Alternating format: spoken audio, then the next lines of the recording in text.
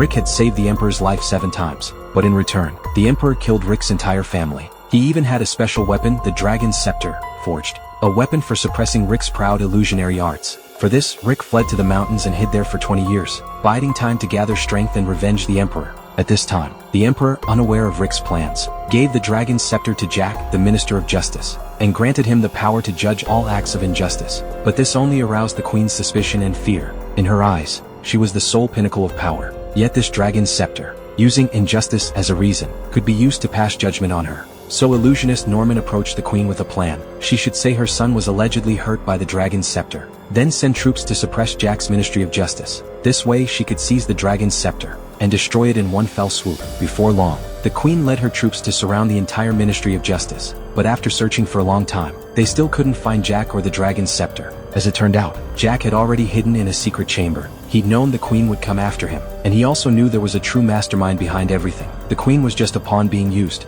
So, David, one of Jack's subordinates, pretended to go to the bathhouse to bathe. Then he slipped through a hidden passage and reached the secret chamber where Jack was hiding. He told Jack the intelligence. The mastermind of this operation was illusionist Norman. Only then did Jack finally understand everything. It turned out that 20 years earlier, the Emperor had commanded an army from India. This army, along with its leader Rick, was highly skilled in illusionary arts, and had helped the Emperor defeat many powerful enemies. But one day, without warning, the Emperor issued an order to execute every last one of them. That Norman might very well be one of the survivors. Jack realized that Norman's real goal in destroying the dragon's scepter was likely to remove the barrier to using illusionary arts, so they could launch a revenge attack on the Emperor. So he told his friend Logan where the dragon's scepter was hidden. Upon hearing the news, Logan immediately went to the location. But the moment he took hold of the dragon's scepter, Norman's subordinate, who had been secretly following him, launched an attack. This man was extremely skilled with his dual blades. Even though Logan was the top warrior in the Imperial capital, he could only defend passively against this man. The two remained locked in a stalemate for a long time.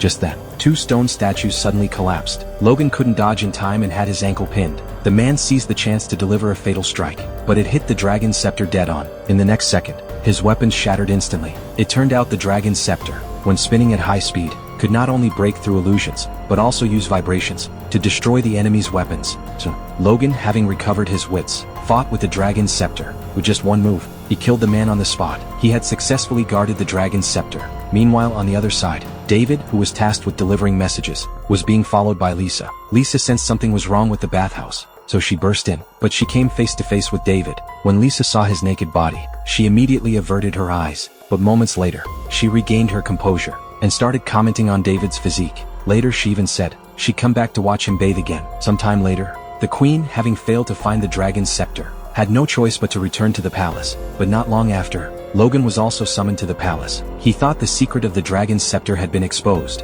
but in reality, the Queen only wanted him to go to the main hall to maintain order. It turned out the Queen planned to make Norman Grand High Priest to gain the Emperor's approval. Norman needed to perform a dangerous display of his powers, and Logan was to ensure everyone's safety during the performance. The next day, Norman arrived before the Emperor with his subordinate Enya. With just a gesture, 2 extra arms suddenly grew from his back. Then, using his 4 hands, he summoned 4 dark clouds. As the clouds grew larger, Enya activated a mechanism on her back. Thunder and lightning instantly crackled within the clouds, and soon a light rain began to fall. Everyone was stunned by the sight before them. Just as Norman was reveling in the success of his performance, the dark cloud suddenly went out of control and swarmed toward the golden dragon statue in the main hall. Immediately after, the roar of a dragon echoed through the hall. The golden dragon statue had actually come to life. Seeing this, Logan quickly stood in front of the Emperor to protect him. In the next second, the golden dragon breathed fire, but its target was Enya. She was burned to ashes on the spot. Right after that, another of Norman's subordinates was swallowed whole by the golden dragon. Later,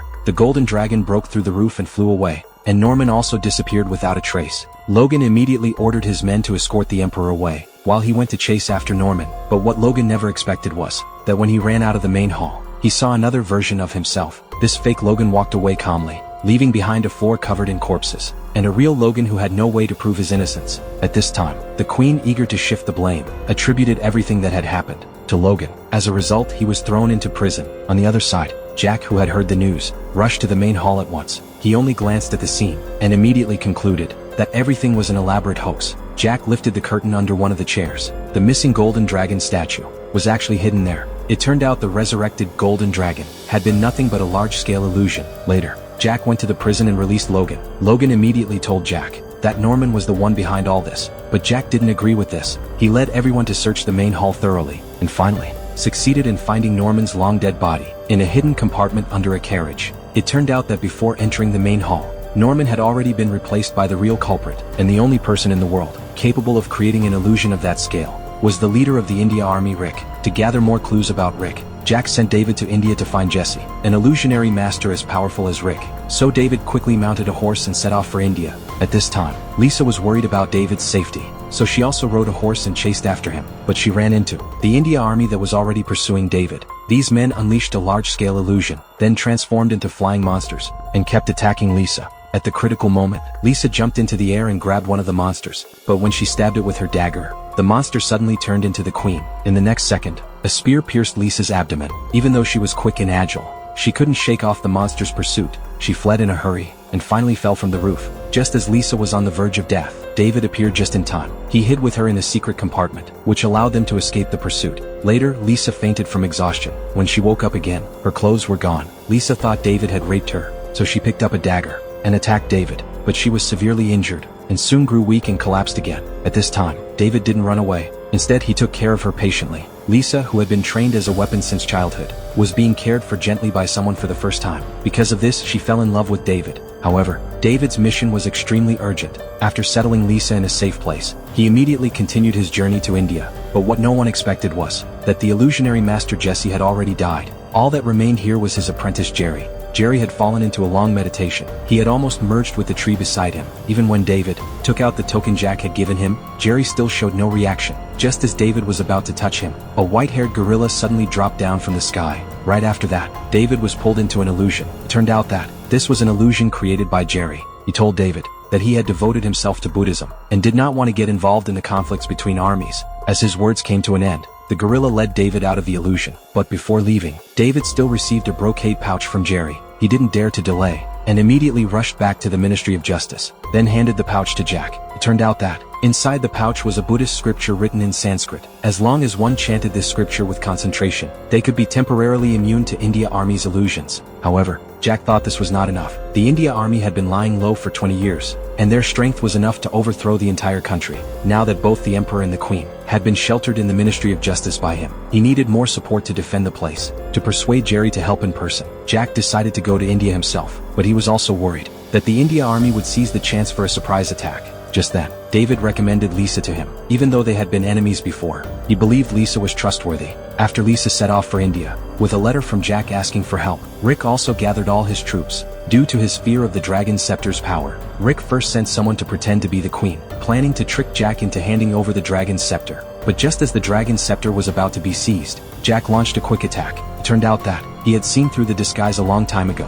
Only then did Jack realize that the imposter was Enya. Earlier, her being burned to death in the main hall had just been an illusion. But before Jack could react further, Enya suddenly burst into flames, turning her entire body into a ball of fire. She fled the Ministry of Justice at an eerie speed. After this test, Enya confirmed the approximate location of the Emperor and the Queen. So Rick soon launched an attack. With a loud roar, a 600-foot-tall giant appeared before them. His body was covered in blood-red eyes. Countless arrows filled the sky, but they couldn't harm him at all. At the critical moment, everyone began chanting the Buddhist scripture together. In the next second, countless trees grew rapidly, and along with the giant, they turned into mist. Right after that, Rick ordered his troops to climb onto the roof, surrounding Jack's team on all sides. Jack realized the roof had been taken, so he quickly sent a signal to the outer troops for help. But as soon as the outer troops arrived at the battlefield, they saw a huge tentacle monster. At this time, the inner troops also saw the monster. Everyone began chanting the scripture again, but the enemy's attack forced them to fight back first. The arrows they shot turned into tentacles that attacked the outer troops.